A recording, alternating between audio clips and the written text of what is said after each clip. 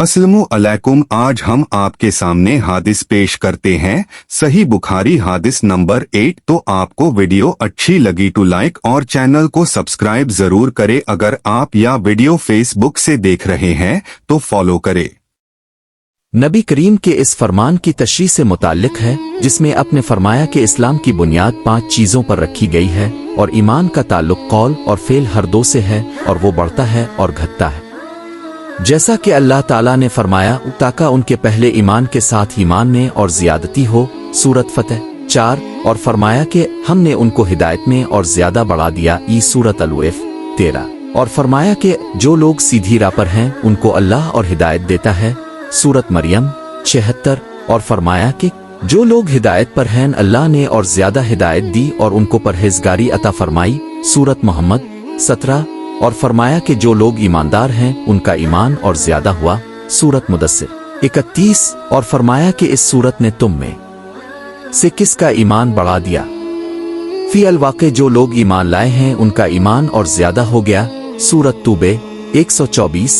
और फरमाया कि मुनाफिकों ने मोमिनों से कहा कि तुम्हारी बर्बादी के लिए लोग बकसरत जमा हो रहे हैं, उनका खौफ करो।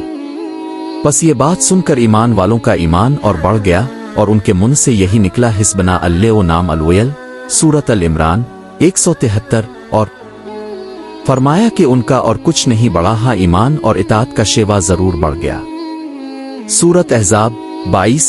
और हदीस में वारिद हुआ कि अल्लाह की राह में मोहब्बत रखना और अल्लाह ही के लिए किसी से दुश्मनी करना ईमान में दाखिल है, रवा अबू दाऊद अन इब्बी इमाम। और खलीफा उमर बिन अब्दुलजीज रहमाउल्लाह ने अदी बिन अदी को लिखा था कि ईमान के अंदर कितने ही फराइज़ और अकायद हैं और हुदूद हैं और मुस्तहब व मसनून बातें हैं जो सब ईमान में दाखिल हैं।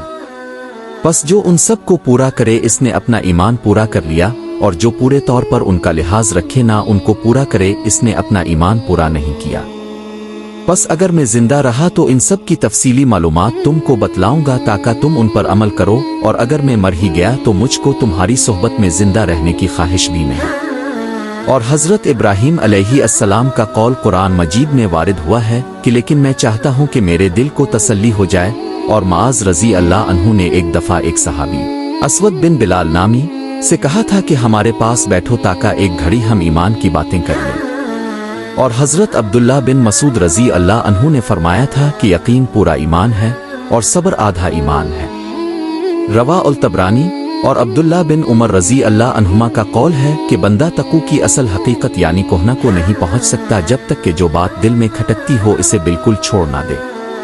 और मुजाहिद रहमाउल्लाह ने आयत करीमा शरलकम मन अल दीन अल्ख की तफसीर में फरमाया कि इसने तुम्हारे लिए दीन का वही रास्ता ठहराया जो हजरत नूह अलैहिस्सलाम के लिए ठहराया था। इसका मतलब यह है कि ए मोहम्मद, हमने तुमको और नूह को एक ही दीन के लिए वसीयत की है। और हजरत अब्दुल्ला बिन अब्बास रजी अल्लाह अन्हुमा ने आयत करीमा शर-उम-निजा के मुतालिक फरमाया कि इससे सबील सीधा रास्ता और संग नेक तरीका मुराद है। और सूरत फुरकान की आयत में लफ्ज़ दुआ कम के बारे में फरमाया कि अमिनकम, इससे तुम्हारा ईमान मुराद है।